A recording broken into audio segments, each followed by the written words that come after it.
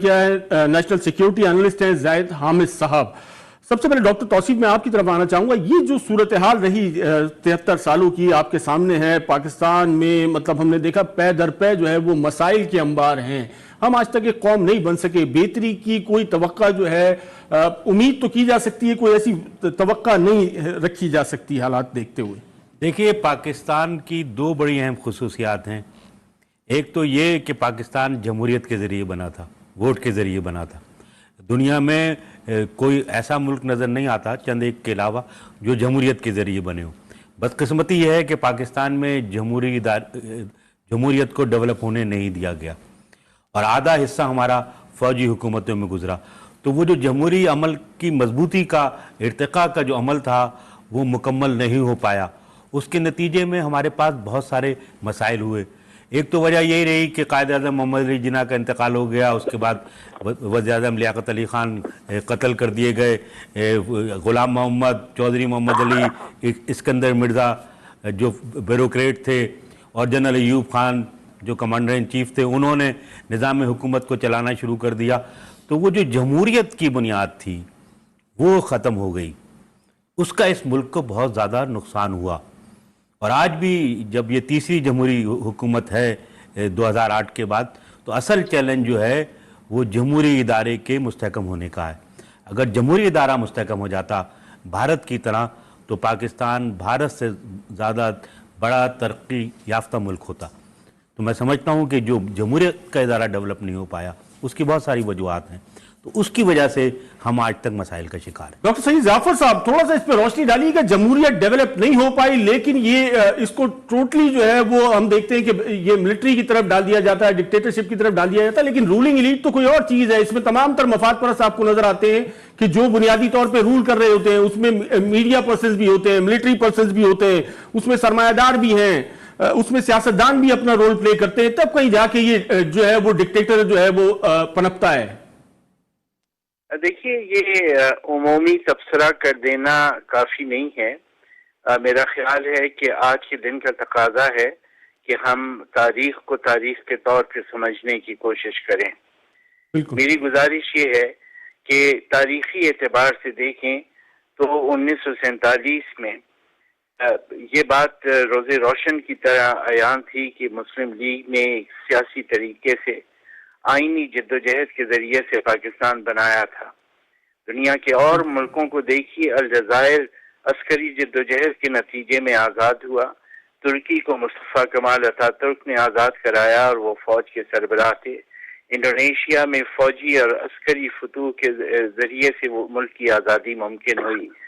پاکستان ایک وکیل کے دلائل اور قانونی راستے سے وجود میں آیا تو بالکل طے تھا کہ پاکستان کے قیام کے بعد ملک کی جو ادارہ سازی ہوگی اور جو ریاست سازی ہوگی اس کے اندر پاکستان کے جو بنیادی سماجی اور حقائق ہیں ان کو پیش نظر رکھا جائے گا.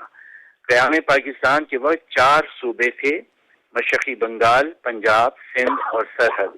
بلوچستان ابھی صوبہ نہیں بنا تھا. پاکستان میں 10 ریاستیں تھیں. ضروری تھا کہ جو پاکستان کی اصل بنیاد ہے وہ ان ریاستوں اور صوبوں کے اتفاق رائے سے وجود میں آتی اور ریاست سازی میں ان سب کی شراکت ہوتی. اور ریاست سازی میں شراکت کا مطلب یہ تھا کہ سیاسی اداروں میں سب کی نمائندگی مناسب طور پہ ہوتی، اپنی اپنی آبادی کے مطابق نمائندگی ہوتی، اور ملک کی اقتصادیات کے اندر ان سب کی شراکت ہوتی.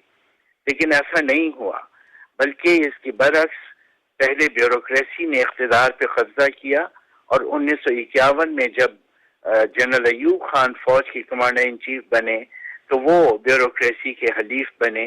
اور اس کے بعد جو پاکستان میں اگلے 10-12 سال ہیں، گویا یہ سمجھیے کہ 1951 سے لے کے 1958 تک کے 8 سال، یہ پاکستان میں 2 حکومتیں تھیں. ایک حکومت نظر آنے والی حکومت تھی جس کے اندر کبھی خواجہ ناظم الدین وزیر اعظم ہوتے تھے، کبھی محمد علی بوگرا ہوتے تھے، کبھی سہروردی ہوتے تھے. لیکن ایک پس پردہ حکومت تھی جو بیوروکریسی اور فوج چلا رہی تھی، اور اس حکومت میں چودھری محمد علی، غلام محمد، اسکندر مرزا، اکرام اللہ، زاہد حسین، ایوب خان، یہ لوگ شامل تھے. انہوں نے پاکستان کی اصل پالیسیز بنائی، داخلی بھی، معاشی بھی، اور یہ وہ افراد اور ادارے تھے جو پاکستان کو امریکہ کے حلقہ اثر میں لے کے گئے، اور انہوں نے امریکہ سے درخواستیں کی کہ ہمارے سر پہ ہاتھ رکھیے. اور ایوب خان نے امریکہ میں پینٹاگن میں جا کے یہ دلائل دیے کہ پاکستان میں اگر انتخابات کے نتیجے میں منتخب حکومت وجود میں آئی، اور ان انتخابات کی تاریخ بھی اعلان ہو گئی تھی کہ فروری 59 میں انتخابات ہونے تھے، لیکن یہ کہ ایوب خان نے 1958 میں اپریل مارچ میں امریکہ میں جا کے یہ کہا کہ پاکستان میں اگر جمہوریت آ گئی تو پاکستان ڈی اسٹیبلائز ہو جائے گا اور امریکہ کے کام نہیں آ سکے گا. سو امریکہ کی حمایت سے ماشاءاللہ لگایا گیا. آپ سیاستدانوں کی بات کرتے ہیں، سیاستدانوں میں کمزوریاں تھیں، خامیاں تھیں، وہ ایک دوسرے کی لیگ پولنگ کرتے تھے. ہماری سیاسی قیادت جو ہے وہ بنیادی طور پہ صوبوں تک محدود تھی. ڈاکٹر صاحب میرا یہ سوال بھی یہی تھا کہ سب جو ہے اپنی حد تک کنٹریبیوٹ کرتے رہے. میرا جواب مکمل ہونے دی، میں آدھے منٹ میں مکمل کر رہا ہوں. میرا کہنا یہ ہے کہ سیاستدانوں میں جتنی خامیاں کمزوریاں تھیں یہ دنیا کے ہر ملک کے سیاستدانوں میں ہوتی ہیں. جس عرصے میں پاکستان میں یہ 1947 سے 1958 تک کا جو دور ہے، اگر آپ دیکھیں یورپ کے ملکوں میں، اٹلی میں 20 حکومتیں تبدیل ہوئی ہیں. ڈی اسٹیبلائزیشن جو ہے ان ملکوں میں بھی تھا، غیر مستحکم حکومتیں برطانیہ میں بھی رہی ہیں، لیکن اس کا مطلب یہ نہیں ہے کہ ان حکومتوں کو ایک طرف کر کے سیاست کو ختم کر کے اقتدار پہ قبضہ کر لیا جائے. تو پاکستان میں بنیاد جس چیز نے رکھی ہے، اس فساد کی اور اس بیماری کی جو آج آپ ہر شعبہ زندگی میں دیکھ رہے ہیں، وہ ان غیر جمہوری حکومتوں کی کارستانی ہے. زید حامد صاحب کیا کہیں گے آج کی صورتحال پہ، پاکستان کے 73 سال مکمل ہونے پہ؟ دیکھیے منصور، بات یہ ہے کہ ہم جب بھی پاکستان کے مسائل کی یا اس کی تاریخ کرتے ہیں تو اس طرح جس طرح بہت سارے اندھے لوگ ایک ہاتھی کو بیان کرنے کی کوشش کرتے ہیں. بالکل. کوئی اس کی سونڈ پکڑ لیتا ہے، کوئی دم پکڑ لیتا ہے، کوئی اس کی ٹانگ پکڑ لیتا ہے، اور ہر کوئی اپنے نقطہ نظر سے پاکستان کو سمجھانے کی کوشش کرتے ہیں. پاکستان کو اگر سمجھنا ہے تو آپ کو پاکستان کے فاؤنڈنگ فادرز کی زبان میں سمجھنا پڑے گا، اس طرح نہیں جیسے میں اور آپ سمجھنا چاہ رہے ہیں. اور ہمارے فاؤنڈنگ فادرز نے پاکستان کسی ڈیموکریٹک طریقے سے نہیں بنایا تھا. میں مہمانوں سے اختلاف کروں، پاکستان زمانے میں نہ ہمارے پاس کانسٹیٹیوشن تھی، نہ پولیٹیکل، وہ ہمارے پاس کوئی گورنمنٹ تھی، نہ پاور تھی، نہ طاقت تھی. پاکستان انقلابی تحریک، اور جب سارے نیگوشیشن ہو گئے تو قائد اعظم نے ڈائریکٹ ایکشن ڈے کا کہا تھا، جس کے اندر ہزاروں لاکھوں لوگ ہندوستان میں قتل ہوئے. Quaid Azam went violent. Quaid Azam Gandhi drew a knife and said I'll fight Pakistan to the knife. اس کے بعد ایک وائلنٹ اسٹرگل تھی. India was set on fire, جس پر ماؤنٹ بیٹن نے کہا تھا کہ British empire can not control if the communal violence breaks out، اور جس کے نتیجے میں پھر مجبور ہو کر انہوں نے ہندوستان کو participate. Quaid Azam revolutionary movement, not a bloody democratic movement. Let's define this first. اور پھر پاکستان کا جو آئیڈیا تھا، جس طرح علامہ اقبال نے اس کو ڈیفائن کیا تھا، اگر آپ سارے نریٹو سے علامہ اقبال کو نکال دیں پھر پاکستان ختم ہو کے رہ جاتا ہے، بےمانی ہو جاتا ہے. یہ بالکل بیکار بحث ہے کہ پولیٹیکل ڈیموکریسی تھی یا martial law.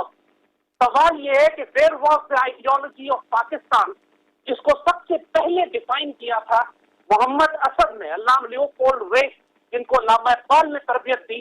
He was the first person to have a Pakistani passport. اور قائد اعظم نے ان کو ڈپارٹمنٹ آف اسلامک ریکنسٹرکشن بنا کے دیا کہ وہ آؤٹ لائن بنائے frame work of an Islamic welfare. اور اس کے بعد جس کی بنیاد پر لیاقت علی خان نے 1949 میں آبجیکٹو ریزولوشن پیش کی. And if you read the speech of Liaquat Ali Khan of the objective resolution, ہماری تاریخ میں اس سے شاندار تقریر آج تک نہیں کی گئی، جس میں 1400 سال کی اسلامی تاریخ کو سمیٹ کر بتایا گیا تھا. حامد صاحب، آئیڈیالوجی سے کسی کو انکار نہیں ہے. جس مقصد کے تحت جو ہے یہ ساری جد و جہد کی گئی تھی، اس میں ہم کس حد تک کامیاب ہیں، یہ ہے بنیادی مسئلہ. وہ جس کلونیل مائنڈ سیٹ سے ہم نکلے تھے، وہ مائنڈ سیٹ آج بھی موجود ہے. یہ ہے بنیادی مسئلہ. وہ مائنڈ سیٹ آج موجود نہیں ہے.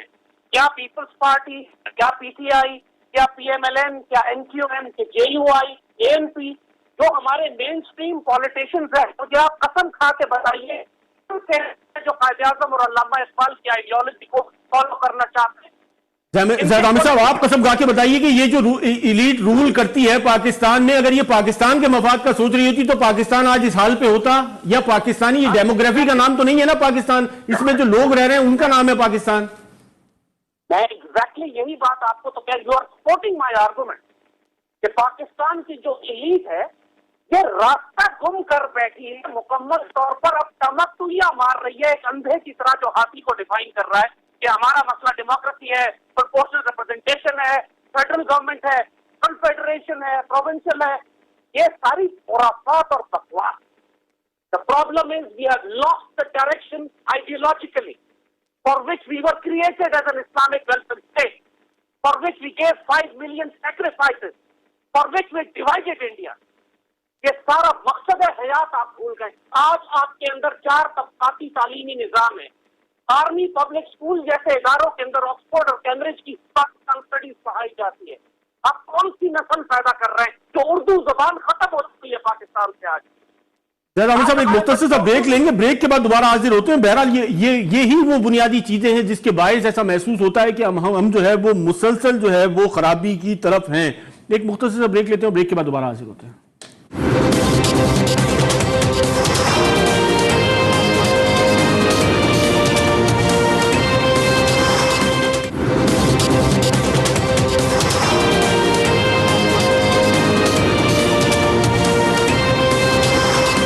ویلکم بیک ناظرین. ہم یوم پاکستان پہ آج ذکر کر رہے تھے کہ ہم اپنا محاسبہ کرنے کی کوشش کر رہے تھے کہ پاکستان میں کیوں جو ہے وہ آج تک مسائل کے انبار ہیں اور کیوں جو ہے وہ ہم پاکستان کو بہتری کی طرف نہیں لے جا سکے. ڈاکٹر توصیف صاحب, تھوڑی سی اس پر روشنی ڈالیے گا. جیسے کہ زید عامر صاحب نے فرمایا کہ یہ مسلح جدوجہد کے نتیجے میں پاکستان میں یہ ایک نئی بحث شروع ہو جائے گی کہ یہ جمہوری عمل تھا یا مسلح جدوجہد تھی. بحث پاکستان میں پہلے ہی جو ہے وہ مختلف نوعیت کی ہمارے سامنے ہے, جس میں کہا جاتا ہے کہ پاکستان جو ہے وہ ایک سیکولر ملک ہے, دوسری طرف کہا جاتا ہے کہ پاکستان جو ہے وہ اسلام کے نام پہ بنا, مسلمانوں کے لیے بنا. دیکھیے, آج 14 اگست کو جس طرح زاہد حامد صاحب نے مسلم لیگ کی اور قائد اعظم کی تاریخ کو مسخ کیا ہے, میں نے اتنا مسخ ہوتا ہوا اپنی زندگی میں نہیں دیکھا.